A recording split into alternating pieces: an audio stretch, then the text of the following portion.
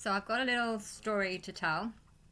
I'm in Bognor, and my sister, well, it's my sister's partner. It's the partner mostly who's been visiting the the older child who's in foster care. They're actually bringing him out soon, and and he's hopefully going to be coming out in a month's time. So they're doing regular visits. Honestly, personally, I think they should have in future. This is what I would advise people: if someone has failed a test and has lost a child, and you know that they are not confident enough to look after a child for the child's safety, which kind of it is the truth for my sister's case. If they do find a new partner, you first need to wait 6 months. They need to be together for 6 months.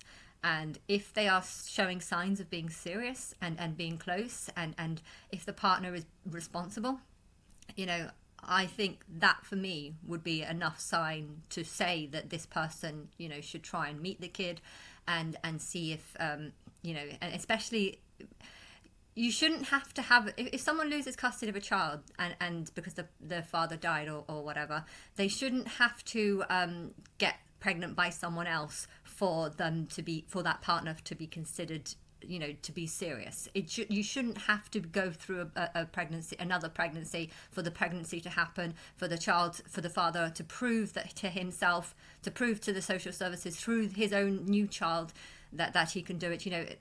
If someone's had 3 children before in the past, then you know that they can do it. Why? Because they've done it before.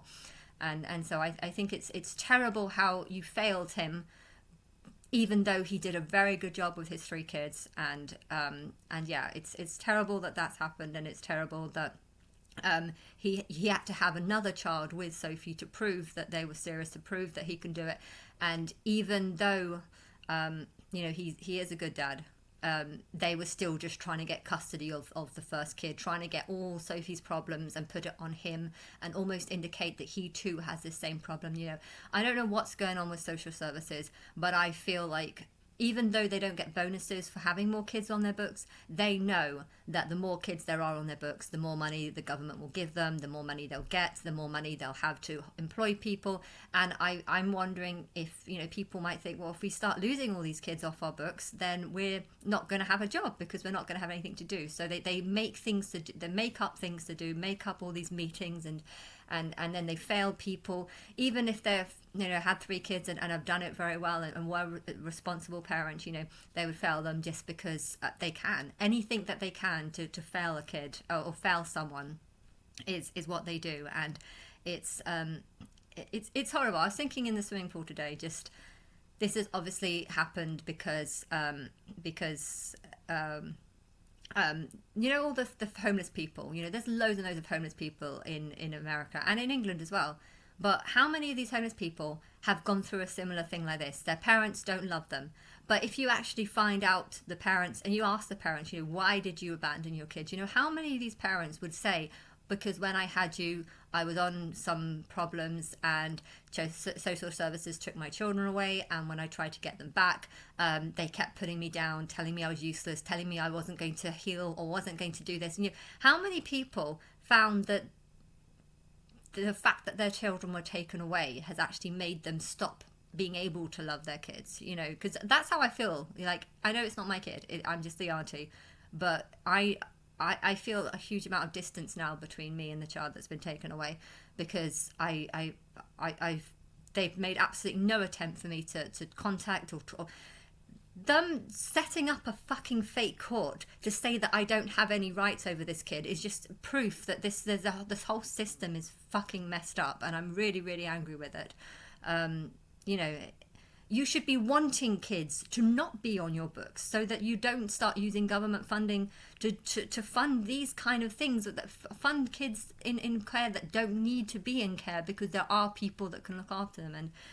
And if someone, can't do it, and then they find a partner, some people can't do it, but their character is destined to just find someone. My sister cannot be alone for I guess when she first left her husband, she did go dancing about from different partner to partner, and it wasn't stable.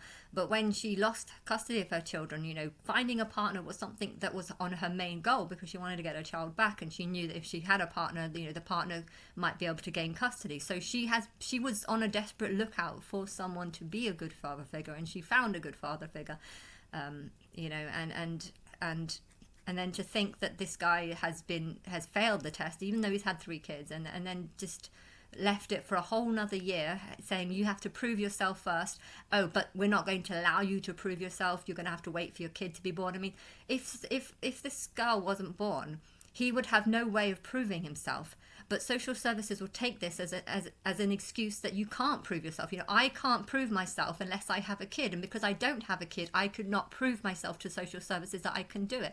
And social services see this as an advantage to try and say, well, because you have no kid, you can't prove that you can do it. And because you can't prove that you can do it, we're going to fail you on that basis. And so many people, I bet, have been failed. And you can say, oh, it's just, okay, the kid's going to be in foster care for 2 years. It's no big deal.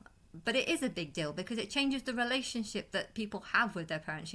I think my sister will get over it, because she would admit that night feeds and stuff you don't need to do. Marco does them fine, it's fine, and everything's, he's doing a good job. But Sophie would kind of admit that she can't really. I don't think she would actually admit that she can't do it. But I think part of her sees why she lost the kid, and therefore I think if she gets it back.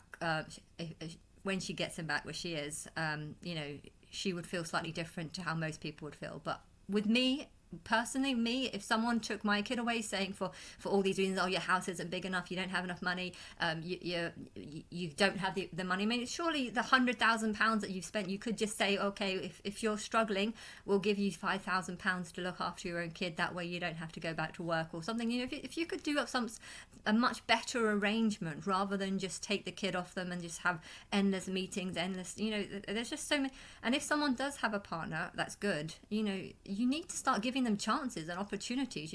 What's happening now should have happened this time last year. They met in the summer.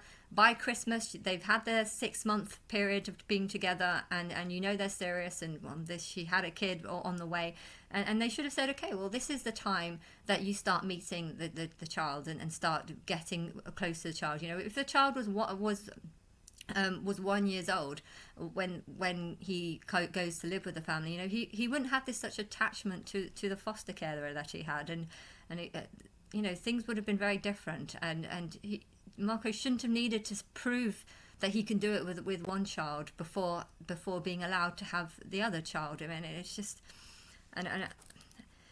it's just annoying, because this is the reason why there's so many. This probably is a reason why there is a lot of homeless people, because their parents have already rejected them. But why have their parents rejected them?